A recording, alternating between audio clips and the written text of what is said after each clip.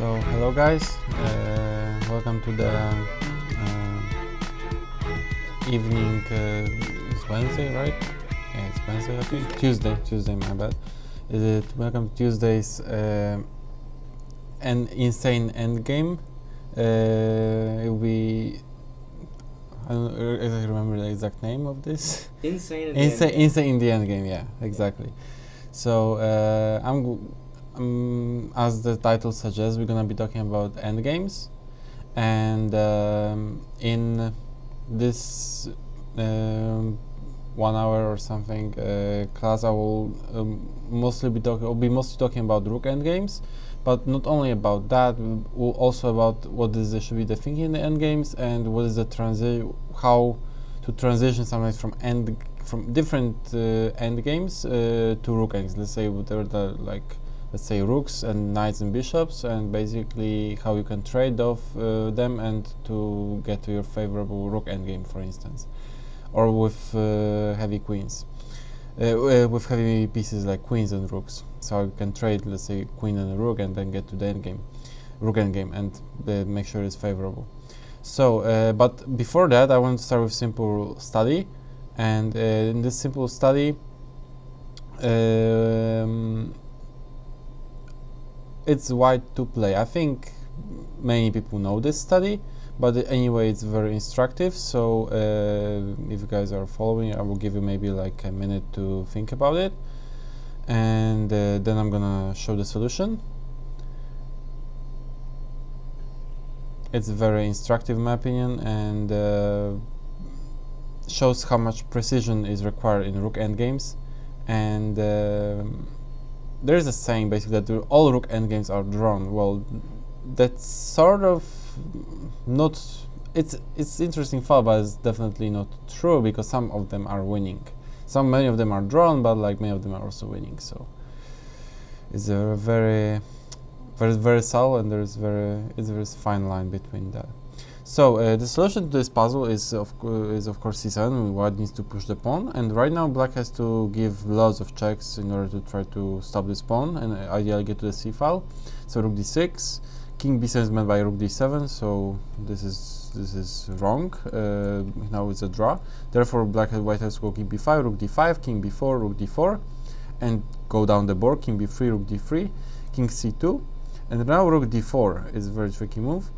And right now the black's idea is that if c8 queen, then rook c4, and it's a draw out of sudden. Rook queen takes c4 and it's a stalemate. So the only way to win this is to play rook c8 rook, and the idea is that rook a8 right now is the mate in 2 threat. Therefore, the only way to stop that is to play rook a4. And after rook a4, there is king b3 hitting the rook, and rook c1 mate. And black loses because of those 2 threats that they cannot deal with. So this is the solution, and I think it's very instructive because it shows how much precision is required in the endgames, especially rook endgames. Even like here, rook c8 rook, promoting to the rook, not to the queen. It's really important. Sometimes you need to under promote in order to win. So starting with that, I would like to proceed to some of the games that I played, and I'll start with the games that I lost in 2013, and it was against Teimour Radjabov, and it was I basically will skip just to the end game simply because the rest didn't matter as much. Basically, out of the opening, I played with black. And out of the opening, I got very good position against Teimour, and slowly I made some mistakes, unfortunately, and then we end up with this rook endgame, where white has definitely really good chances. I mean, like relatively good chances because it's pawn up, but on the other hand, black has very solid position. It should be just a draw with correct play. And until some point I was playing well, but then I managed to mess it up, and I lost eventually the game. But the thing is, in such endgames, it's not about basically how to win, because technically the correct defense is just a draw, but how to create the biggest practical problems for the opponent. and this is what Teimour did, I think, perfectly, and he exerted a great technique, and put me in put some difficulties to me. And in the end, and in time pressure, and also there was team competition, and this game was dependent on the result of the entire match. I felt, you know, huge pressure, and I failed eventually in a very simple end game. So let's see how Teimour managed to put some pressure on me. Rook c1, activating the rook, correct. h5. Usually putting this pawns on f7, g6, h5 is the best defensive idea here for black. But white still has some ideas here. So king h2, activating the king, rook d2, king g3, correct, king e6, all good. I could have also played kept king on g7, doesn't really matter. Rook f1, rook a2, rook f2. This is very important because right now, earlier, I mean here in this position, for instance, I put some pressure on g2, and the king cannot really go to f4 because the pawn will be lost on g2. Therefore, white needs to activate, kick out my rook from the second rank. And rook h1 is a little bit uncomfortable, and with the next king f4 is a little bit uncomfortable. So rook f1, rook f2 is a very nice idea that Teimour played, and after this, my rook has to go out of the second rank. So rook a2, rook f2, rook a1, king f4, king f6, rook d2. Now white gets perfect setup with king on f4, rook a5, rook d7, doesn't really matter, maneuvering around, g3, rook a3, putting some pressure on the third rank. So far so good. Both sides have played well, like Teimour managed to activate his pieces, but and put some little bit advance the pawns on the king side. But still, black didn't do anything wrong, and the position still should be drawn with correct play. So again, some maneuvering around, king g7, lots of maneuvering, and just staying in place. And finally, breakthrough. Without this move, there basically, as last 10 moves, let's say, indicated, there is no possible any the white cannot do anything literally here in order to win. So g4 happened, and for instance, another idea of pushing the pawns forward, pushing f pawn and e pawn forward doesn't really bring anything. For instance, rook d4, rook a3, e5, rook a5, king e4, rook a1, f4, just rook e1, and just, you know, million checks, and hitting on g3 pawn. All the exchanges of the pawns will just lead to simplifications and just a draw. So there is no way that this can lead anywhere. So therefore, Teimour played g4, which is correct. H takes g4 and king takes g4. It's important here. This is, I think, the best attempt for white to try to win this, to basically trade off h and g pawns and keep this f3 e4 pawn versus f7. Because if this is this reduces kind of like the black's control over the squares on the fifth rank. Let's say pawn on g6 controls f5 square where white's king can go. And right now it's not, after h5 it will not be possible anymore to basically cover this square, and white's king maybe can just jump into, you know, f5 square, maybe put some check somewhere, then king f6 or something, like some ideas. So this is the best attempt, because pecking on fg pawn doesn't lead anywhere, this h pawn doesn't really go anywhere, it's just a dead draw, there is nothing white can do. But king takes g4 with idea h5, and trading this pawn is a really nice, it's the best technique. And right now we can't forget what's the objective here for both sides. Objective for both sides is basically to activate the pieces as much as possible. It's the same rules that apply in middle game, same thing applies in end game. Both pieces have to be active. And right now my king is well placed. But my rook seems to be well placed, but could be placed even better. And the thing is that I would have the best sort of defense here is to play rook b1. Basically, keep the rook active.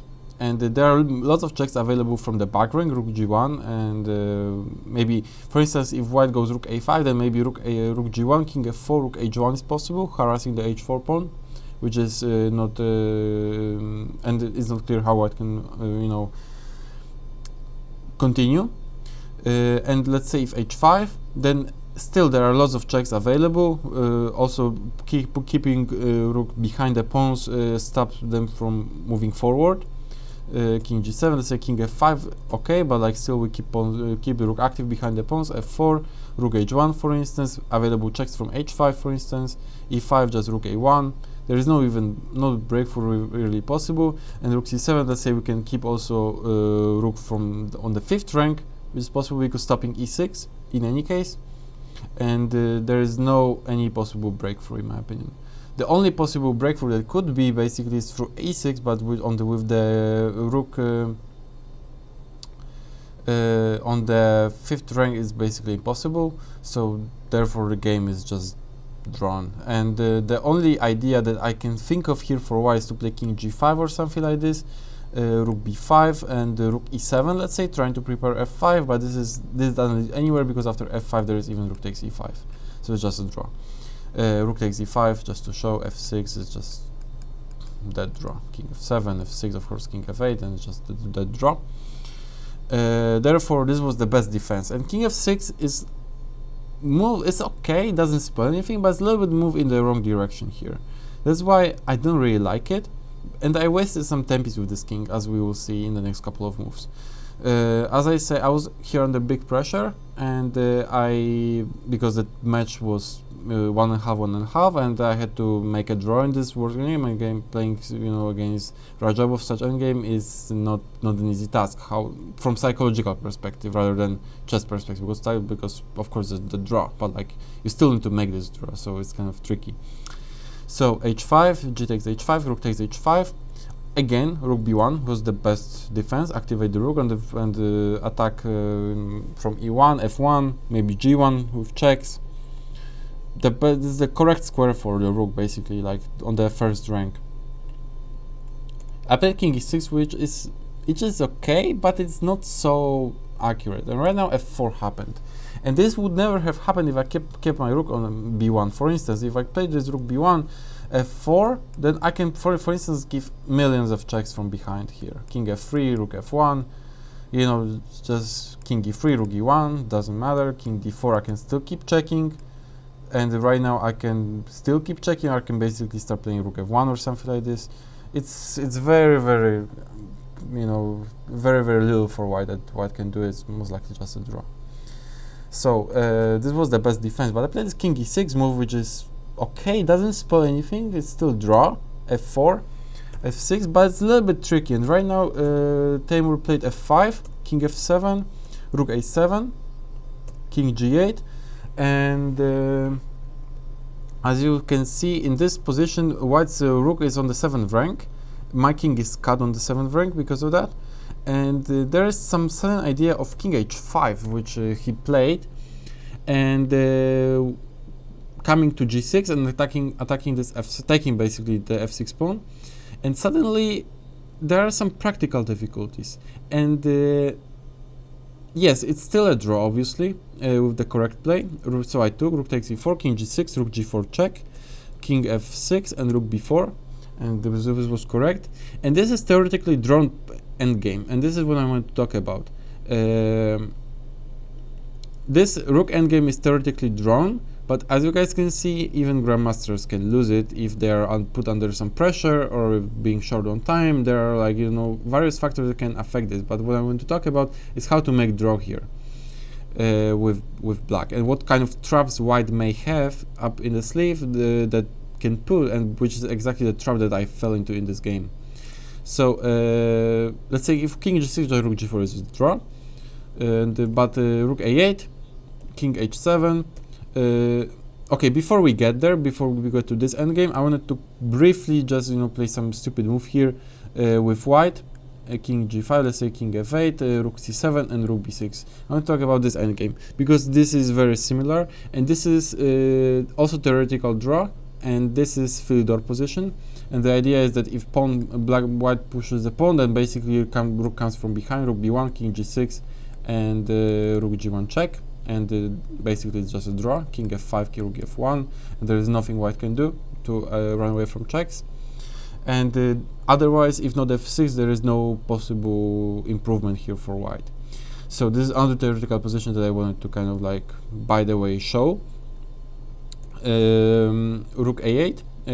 Yeah, but in this position, of course, Rook a8 happened, King h7, and this is important because my king is. This is theoretical draw simply because my king is on the right, in the right corner, in the short corner, sort of called. If my king was not on h7 but on d7, then it would be this position would be losing, simply because my king is misplaced. And while in this position, I have lots of possibilities of giving checks from the side to the white's king. Having king here, it will be only staying in the way of the rook, and from the king side, there will be much less space for the rook to you know, sort of give checks, because then the rook h6, just king g7, and that's it basically. It's just one check, and then pawn marches forward. But here, there are more squares, and this is theoretical draw. But okay, rook e8, good move. I played just rook b1, king f7, rook a1, correct, f6, rook a7, I throw in a check, rook e7, and right now, very important, okay, not only move, but the most accurate move, let's say, is rook a8.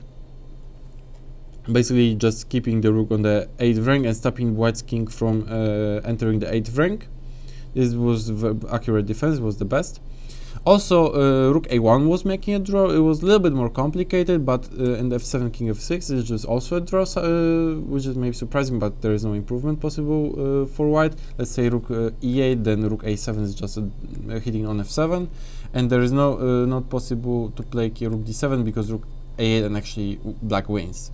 So also the king moves doesn't lead anywhere. Let's say if here I can throw in a check, rook g1, and king f8 is forced to come back. And if king e8, then the same thing, basically rook a8, king d7, and yeah, it's just a draw because even rook a7, rook a7 is not possible because king d6. Okay, still possibly a draw with rook a8, which I'm not already sure because it's a little bit tricky, but still probably a draw. But if I want to make a draw with black, it's just to play rook f8 and just take on f7, that's it. So rook a8. And here Radjabov played really strong move from practical perspective. Of course, it doesn't win, still a draw. But the thing is, I was here like, I don't know, like I had a minute maybe. It was like 6th hour of the game or something. He had like maybe 5 minutes. I don't remember exactly. It was 7 years ago or 6.5 years ago or something like that. And in this position, he played rook e6 very quickly, I remember. He played this move very, very quickly. And having like 1 minute here on the clock, I sort of panicked because suddenly it's not clear what kind of move I should make. Like, it's not clear, sort of.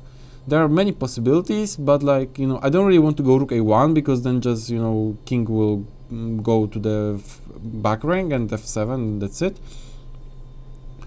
And I didn't really see a move what to make. I didn't want to play rook, let's say c8 or d8 because the rook would be too close. Rook b8, I was worried the rook also would be too close. And I didn't consider king's moves by some reason. King h6 or king h8. King h8 of course loses because rook e8. But the thing is that in this position there are only two moves that lead to a draw. Either rook b8, basically just keeping the rook on the 8th rank, and there's nothing white can do. It looked a little bit scary to me over the board, but it just works simply. But for instance, just to show, king e7, just rook b7. If white king comes here, then basically just king g6 happens. There is nothing white can do.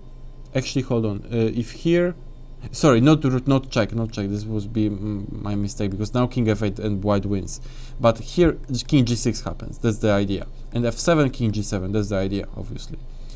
I got tangled here. So f7, king g7, and this is just a draw. And therefore, here after this is what I play, rook a7, which is a losing move. But the simplest move here is king h6, in my opinion. The king h6 is just keeping rook on the a8, and there is no improvement available for white. Let's say king e7, Okay, let's say rook e1, then just we can throw in a check now, because rook is not only 6, and we will see in a second why rook only 6 makes such a huge difference in the previously in rook a7. Let's say rook e1, rook a7, king f8, king g6, just draw. And here king e7, just king g6, and similarly with rook b8, like king g7, and it's just a draw. It's important to not to be worried to move the king with rook on a8. King g6, f7, king g7, stops the pawn, rook a7 next, that's it, draw. However, here I played rook a7 and I didn't sort of realize what was the idea behind the rook e6. I felt there is some trick, but I couldn't basically remember. And the thing is, I knew it's a draw, this endgame is a draw. And I remember that I even looked at this briefly before sort of the tournament back then, but at the time of stress and the time of, you know, like such pressure, we just make irrational mistakes somehow, and this sort of like, you know, sometimes it happens. So rook a7, king f8, and right now the thing is that after king g6 move, there's f7 but with check, and this is the huge idea behind rook f7, rook e6 check, rook e6 move, that right now f7 comes with check, and that's basically the problem here. That's why rook a7 is a losing move. And this is how the game concluded. Rook a7, just rook a8. I just played now rook e8, and there is no way to stop the f7 pawn. Pawn coming to f7. So rook a6, f7, and there is simply nothing black can do in order to save this. Rook a7, just rook e1, king e8 next. So I just threw in a check, king e7, but the rest didn't matter. Like, just pawn is unstoppable. Rook e8, and just king goes away. f8 queen, and that's game over. So it was a very painful loss for me, but like at least I learned forever, I hope, that how to play such endgames and what to pay attention to, what sort of tricks white may have, and how was the best defense for the defending side. So this was one endgame I wanted to talk about. Another endgame, for instance, is a little bit more complicated. This game I won. It was against Zoltan Almasi. It was Bundesliga 2015, I believe. And here I'm going to start discussing from since this position. In this position, white it is white to play, and certainly white is clearly better here. There is no doubt about it. White controls the d file, white has active pieces, and also the king is a little bit safer. For instance, it would be great if something like rook h8 worked right now, because let's say rook h8, king h8, queen h6, king g8, rook d8 is just mate. But it doesn't work yet because rook takes d5 happens first and eliminates this rook. Therefore, in such position, I had to basically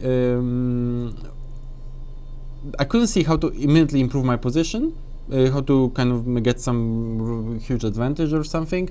That's why what I did here is basically I tried to create some weaknesses for my opponent, and the only way to do that, I think, is by move a4 here, which is what I did. And basically, suddenly those pawns here, a6, a7, b6, are object of my attack, which they support the rooks on c5, and we support the rook on c5. The rook on c5 supports the e5 pawn, but like if I undermine the pawn chain on a7, b6, suddenly rook on c5 may in some lines feel uncomfortable, and pawn e5 also will feel uncomfortable because we will not be defended, and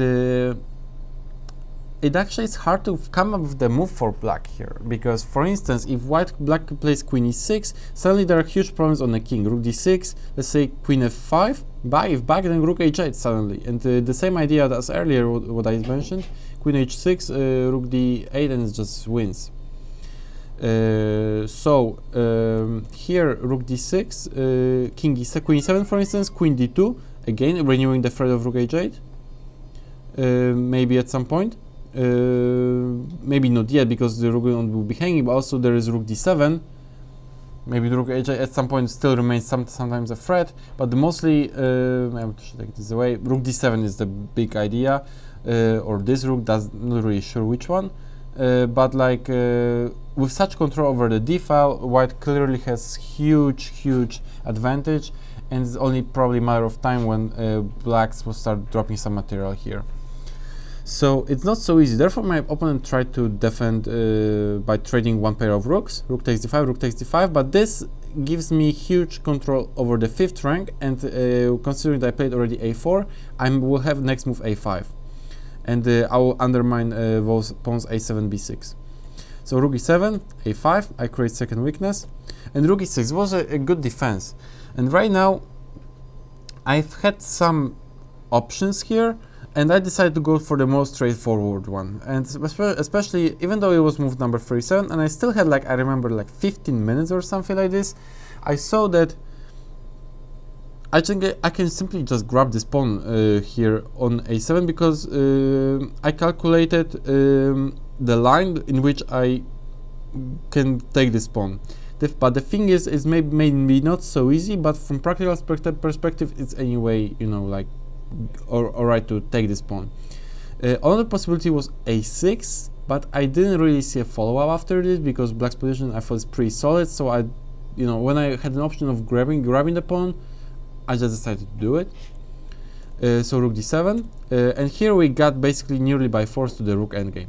Rook a7, e4, c5, this is what I calculated, and I found it satisfactory. Basically, there is no way that black can stop rook takes a5. Queen d5, rook takes a5, rook e5. But my opponent found this really strong defense with queen d5, rook e5.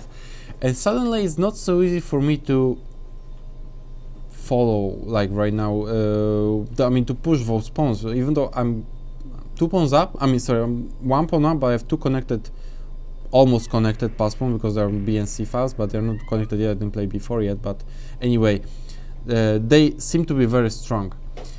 But I didn't see how exactly I can proceed here. Also, he has some ideas of attacking me on the king side, because let's say rook f5, rook f3 could be an idea. You know, I couldn't really kind of like see how can I play this. But the good thing is that we reached already move 40, so I had like plenty of time, even though I still had like 15 minutes, but like I had plenty of time to think about this position. And at the time, at the board, I thought that I had came out with just, you know, the simplest, the cleanest, and the nicest way to win this game. And basically, I decided to turn go into rook endgame. And I didn't see any defense for my opponent. But as you guys can, I guess, suspect, there is a defense for my opponent, and in this rook endgame that happened in the game. And I wanted to discuss briefly other alternatives, because the main focus, of course, on the rook endgame, but just we quickly wanted to talk about alternatives. There was move like b4, obviously, but I didn't see what happens after queen c4, and I never wanted to play move like queen d2, because suddenly e3 and my king is under tremendous pressure. Takes and g5, for instance, takes h4, like, okay, black sacrificed 3 pawns. Okay, it's down 3 pawns, but suddenly my king is very weak, and who knows what's going on. There are lots of ideas of perpetual and so on. It's unclear whether I would, you know, whether it's winning or not. Another possibility is, for instance, rook a1, queen before rook c1, but this also having in mind that there is limited material. Rook c5, let's say king j, queen c3. I wasn't quite sure how white can win this, because there's only one weakness, sort of the only strength of white's position is with the c5, c7 pawn, but if I can't create second weakness, there will be no win. It wouldn't be possible to win. For instance, such a line like the queen c4, king g7, rook c6, just queen d3, offering the queen trade. Also, queen f3, if I don't trade queens, with some perpetuals, maybe f3. It's not so easy to win this. So another possibility here was, for instance, rook a4, but this looked very awkward to me. That gives possibilities of rook d5, rook d3. It looked very, very weird, and I didn't like it. Therefore, I just, out of simplicity, for the sake of simplicity, I mean, just decided to play rook a4. This is what I did. Rook a4, queen takes c5, queen takes c5, rook takes c5, rook takes e4. And I thought this endgame is simply winning.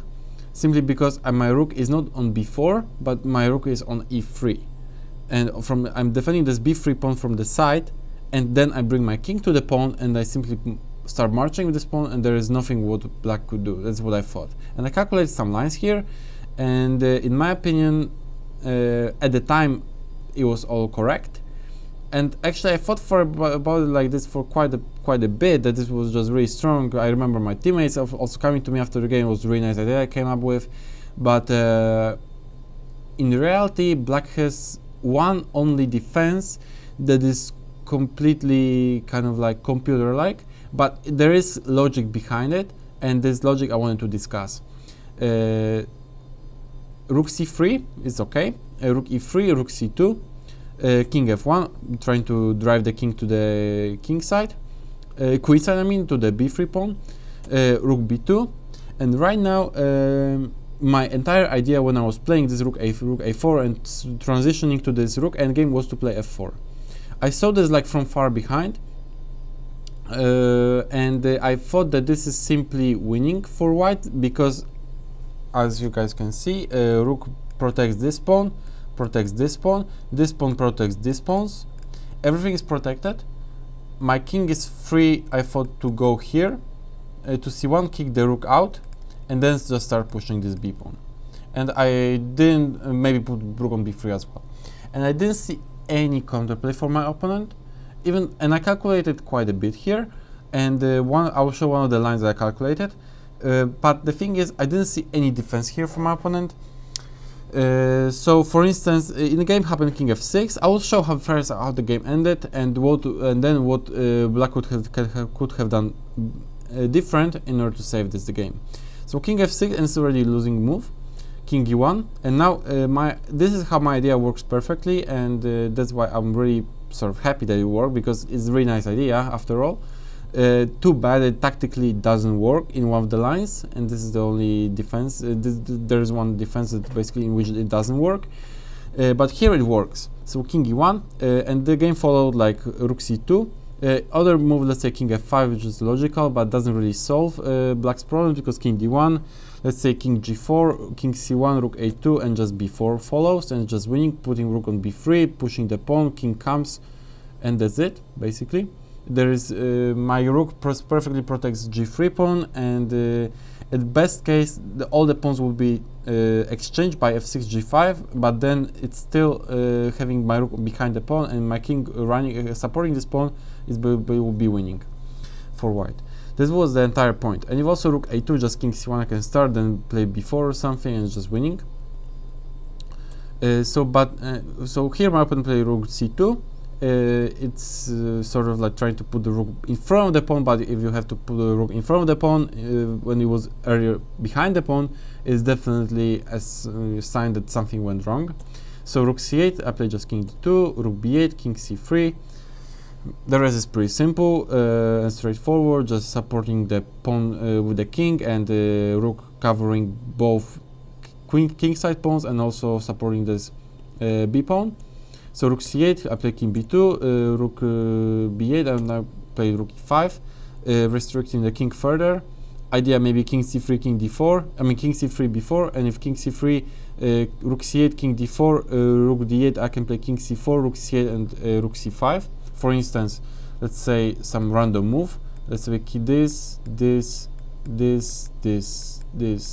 and now rook c5. This is the idea of rook e5. Then suddenly, and I can just push this pawn forward, push b4 pawn, push this pawn forward. So my opponent played rook d8, but now I play king c3, rook c8, and this is actually what happened. Rook c, if rook d8, rook d5. My opponent played rook c1, and now I played b4, rook g1, rook e3, again covering this g3 pawn, and already I made huge progress, because black's king didn't do anything, only jumped around with the rook, and my king already got to d4 and fully supporting his b4 pawn. Rook b1, king c4, threatening rook b3, and here's my opponent. Here's where my opponent resigned. And the idea of f4 and the rook on e3 is covering entire third rank, supporting all the pawns and allowing my king basically go towards the b pawn and push it forward. Yeah, it's very nice and work perfectly. In general, in many of such lines, in many of such endgames, this idea will exist. And it's good to know that such idea exists. I knew about it, that's why I used it. But in this particular case, it doesn't quite work. And there is one only defense for black that I wanted to discuss from this position after rook f4, that black can how black can save this. And here, basically, in such positions, the best okay, let's think about it this way. If white can go with the king to c1 and kick out this rook from b2, basically it's game over. So the only way, there is not any time for passive defense. The only defense that can be kind of like employed here is active defense. And the only active defense is basically by trying to trade pawns on the queen side, king side. So therefore the only move here is f6. With idea g5 and just trying to trade everything and try to do it as quickly as possible. And because with the reduced material, the chances for escape, chances for draw for the defending side are much bigger rather than with pawns, or when there are more pawns, because it just creates more ideas, more deflections, call it whatever. But there's basically it's just harder. With less material, it's usually easier to defend, especially pawn-wise. If there's less pawns, the higher chances to defend, because there are always some chance to escape to, let's say, some endgame, which basically the things I can sacrifice the rook for the pawn, but then they will be left out of the pawn, which can promote to the queen and therefore make a draw. So f6 is the only defense. And I saw this king e1, g5, f takes g5, f takes g5, h takes g5. Of course, I need to take, because otherwise pawn. Let's say if I go king d1, g takes h4, g takes h4. Suddenly, maybe something like let's say here, and suddenly there are some issues with h4 pawn here. Let's say rook e4, maybe here. It's not so easy to win this anymore. Also, it's possible to play after g takes h4 immediately rook h2. Suddenly pawn h4 is a weakness and is basically object of an attack. Let's say rook d1, maybe here again. Maybe this is not the best. Yeah, I like the previous line that I said. The king f6, just improving the king, pushing the king forward. King f5. It looks decent. Kicking the rook out. Also, there's possibility of rook g2, rook g4. Coming also with king to the queen side. I don't think white has enough here to win this. Therefore, after this f6, I need to take simply in order to keep my rook protecting this g3 pawn. But okay, king g6, king d1, king takes g5, logical, king c1. And right now, question, basically, there is a question what to do with the rook, because the rook has to go somewhere, but the question is where. And what I calculated in the game was rook g2. And I thought this is the only move, and this is what I calculated, and here white really wins. And this is what I calculated, this is what I was hoping for. And white wins after b4, which is a really nice line. King g4, b5, simply just pushing the pawn. Rook g3 takes, b6, h4, b7, h3, and b8 with queen with check. And if this was not a check, it would have been a draw, because therefore black would have played h2, but this move would be available. But right now it's not possible, because the queen is checking the king, and it's just winning for white. There is nothing that there's nothing that black can do here. So let's say king g2, basically it's sort of like technique with king b7 or king g3. Okay, if king g3 is also queen h1 possible, but if let's say king h2 or something, it's possible to just to come like slowly, move by move to the king, and basically eventually queen will come to g4 and king will not be able to move anywhere, and then king will just come to the f2 and it's just winning. Pretty simple. So this is what I calculated, rook g2. And this is what I saw, actually, if I remember correctly, when I played already rook a4, when I was transitioning to this rook endgame, because this was my entire idea. And the sort of idea of trading everything with g5 and so on, I calculated at first. So I saw that. But there is a defense here for black, and this is extremely, extremely instructive, in my opinion. and I'm surprised myself that such defense exists because it's completely, I don't know, inhuman, I would say. So here, rook h2. This only defense. There is nothing else works. Nothing. This is the only thing that works here, and this is it. This is a draw. And the idea here is that after, because in this line, with rook g2 line, before a4 doesn't really lead anywhere because it just takes, and black king is forced to take, and this king is very badly placed on h4, and it's very far away. It doesn't do anything, and I can just keep pushing, for instance, and it's just winning. Let's say rook g5, rook b3, that's it. If rook g7 or something, just I can keep pushing, rook b7, rook b3, king, let's say g5, it should be winning. King a3, maybe it's not really sure. Maybe I should be more careful here. Didn't quite check this with computer and so on, but yeah, let's say king b2 makes sense, makes perfect sense. Rook b7, rook b3, and basically just king comes, and this should be winning. And not to b3, but king a3, king a4, or maybe even king c3, king c3, king c4, depends. This should be winning because this king is so far away that this can't be a draw, basically. But with rook on h2, there is huge difference relative to comparing to this line with rook on g2, because after b4 there is move like h4, and after g takes h4, rook takes h4. The king is closer to the queen side, and with rook h4, black immediately puts pressure on b4, and I don't have really time basically to bring my own king to the pawn, and I'm forced to basically defend with my rook b3, and this basically allows black's king basically to just run towards b8 square, or like to queen side in general, and stop the pawn, and this is basically just a dead draw. Let's say b5, just king e7, b6, and rook b8, just stopping the pawn on b8. Rook comes to b8, king comes to c6, for instance, and just draw. That's it. Really instructive because it's very active defense, and this is what I was saying. In such endgames, there is no time for that you can make few moves here and there and then hope to make a draw. No, you have to play active.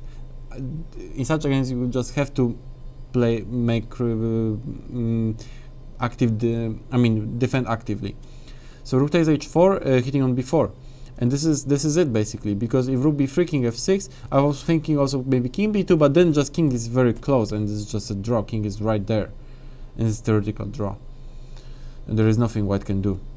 Therefore, after b4 is a draw, and here I was also thinking maybe some idea like king b1, and this is actually a very tricky move, because here h4 actually loses, and this is why this move is very tricky, because h4 right now loses, and this is only white's hope, because g takes h4, rook takes h4, doesn't hit on b4 pawn, and white is in time to play king b2 and just bring the king.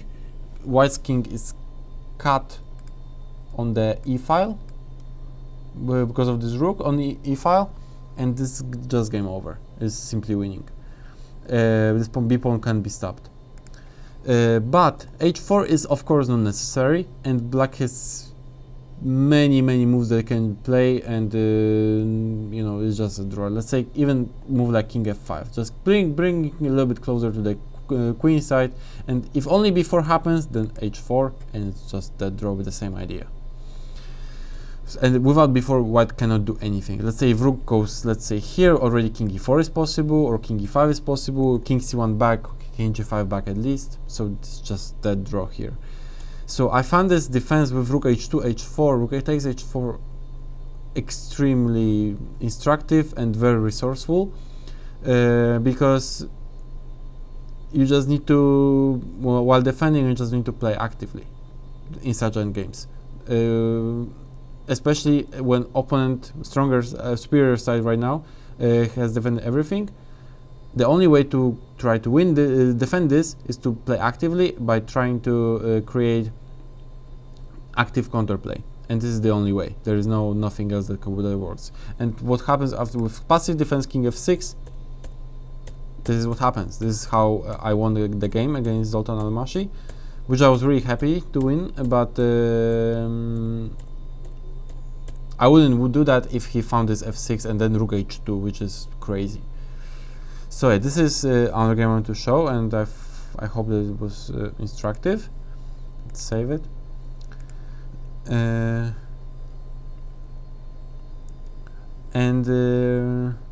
Another one I wanted to briefly show is another example of defense.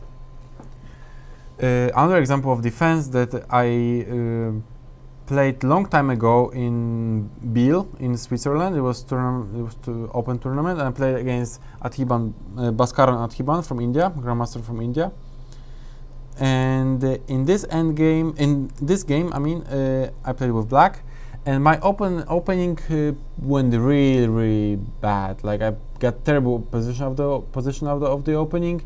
I couldn't remember my analysis and so on, and I ended up basically trying to hold worse endgame, which is objectively lost with correct play, but nevertheless I managed to do it. And let's see how I made that happen. So rook d8.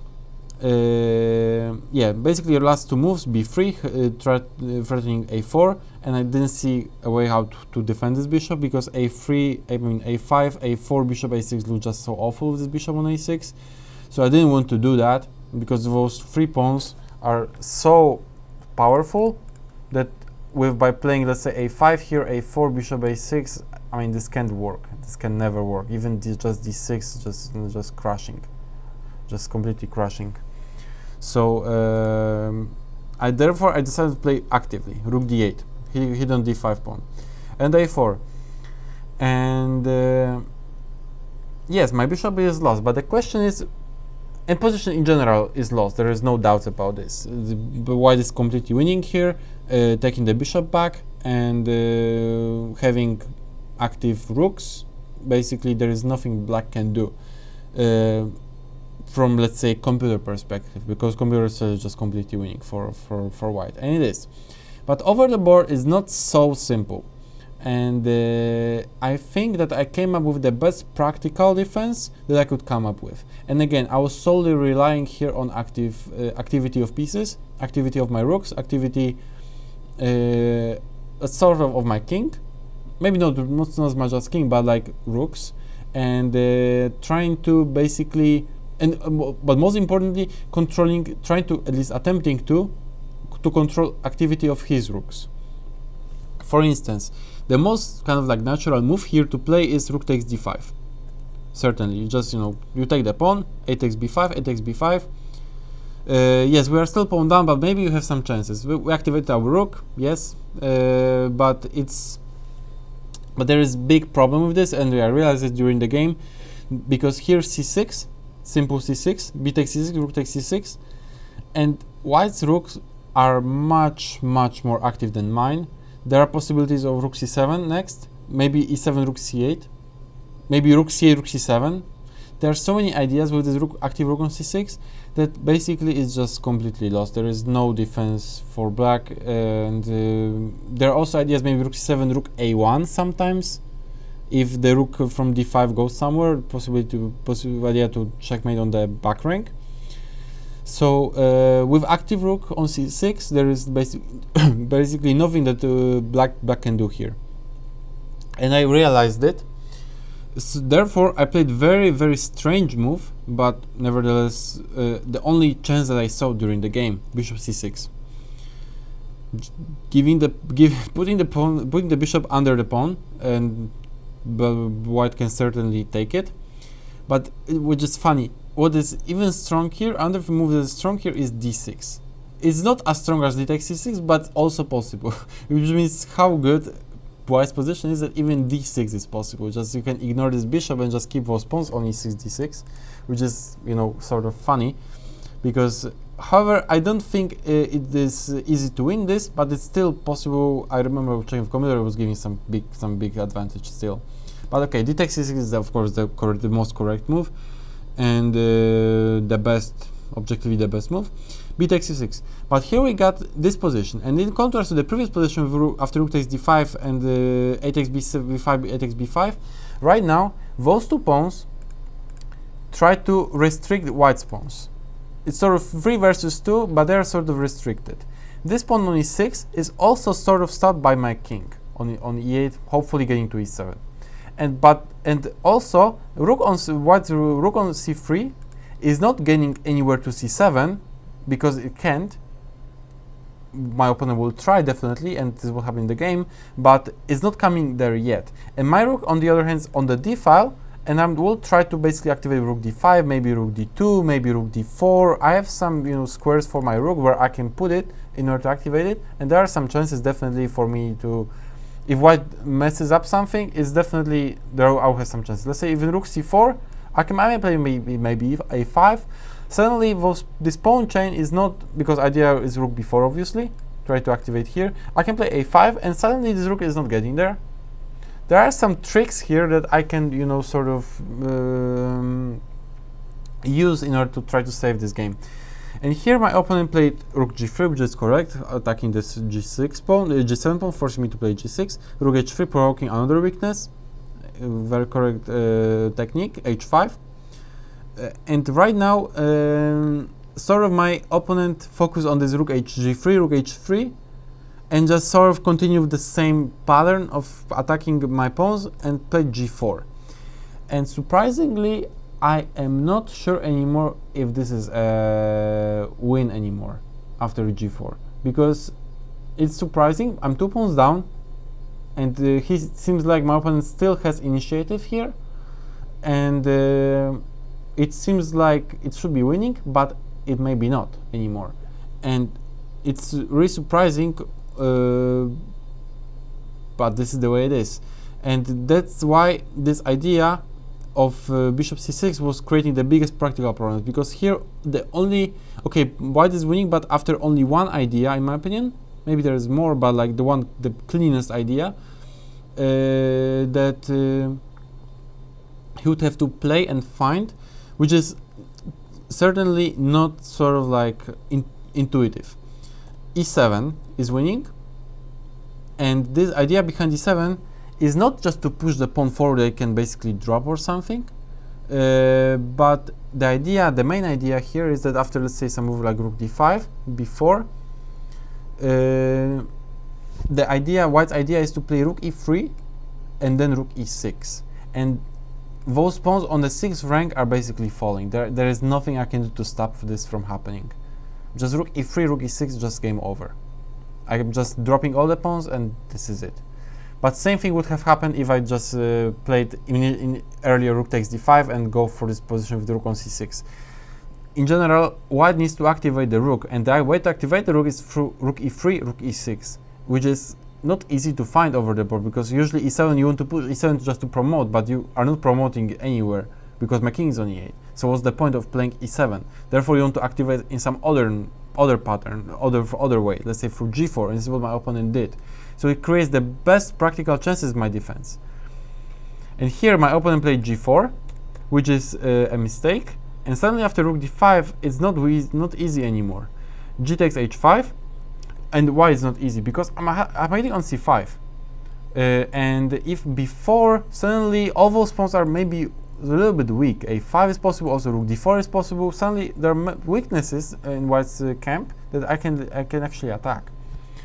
So g takes h5, my opponent played, and right now it was move 36. I remember in time trouble here, and I couldn't.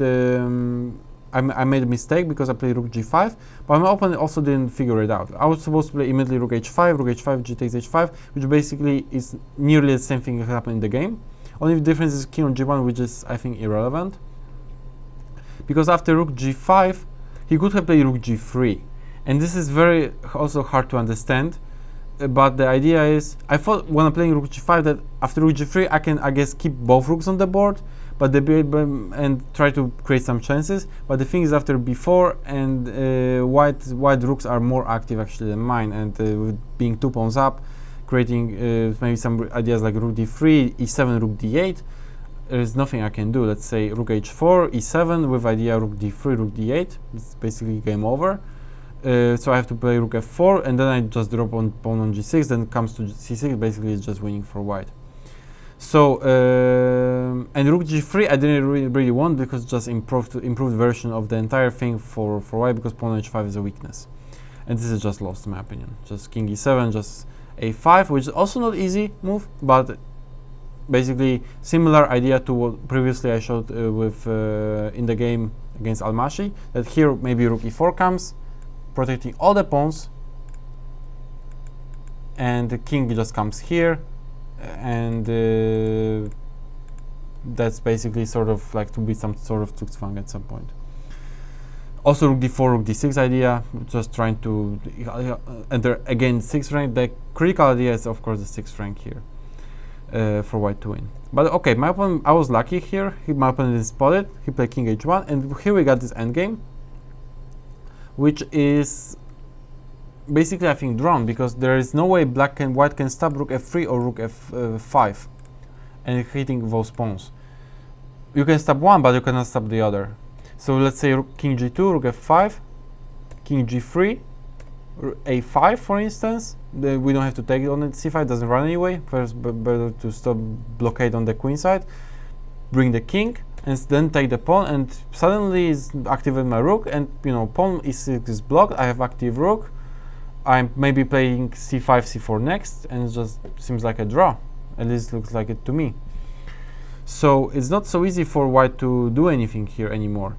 And my opponent played rook e5, trying to be more active, to same time prevent me from playing rook f5 and protecting c5 and attacking on h5. So multi-purpose move, pretty good.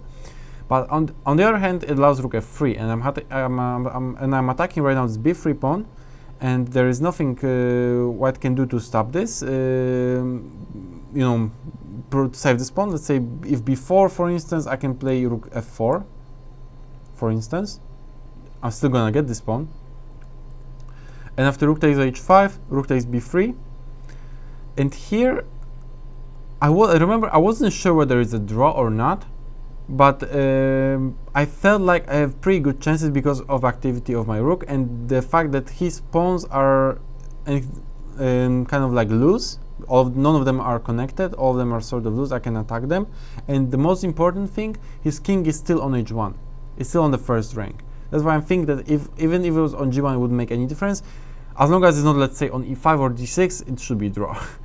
That's what was kind of my feeling, and actually it proves correct, because here my opponent, if he plays king g6, g2, I go quickly king e7. I'm attacking on this e6 pawn. Rook e5, rook b4. I'm attacking, like again, active defense. There is no time for any passive moves. I have to go active. Rook b4, a5, just rook a4, just kick and take the pawn, and again active. Rook a1 and push the a pawn. Rook from behind, a5, a4.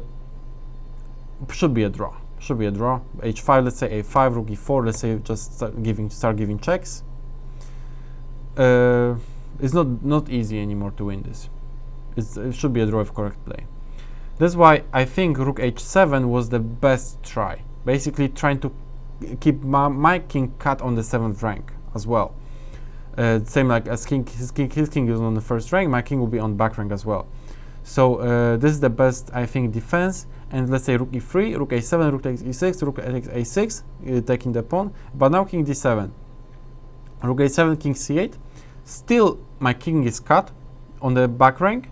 White is still 2 pawns up, but those pawns remain to be kind of disconnected. There's like a pawn chain that I cannot move or whatever. I can still play rook e5 next. And because this king is still on h1, it's not easy to win this, I think. Probably it should be a draw in my opinion. Because let's say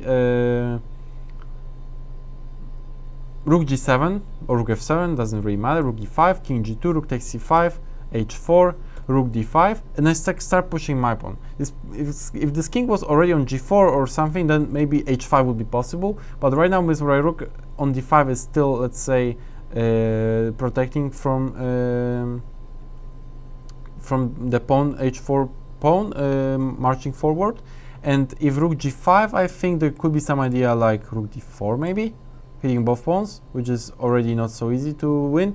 it's important to know that in here it wasn't possible because h5, rook a4, h6, and rook h4, h7 wins because rook g8 and h8 queen. But in here, with the rook is already on g5, it's not possible anymore, simply because after h5 takes h6, rook h4, h7 is not possible because the rook is not on g7.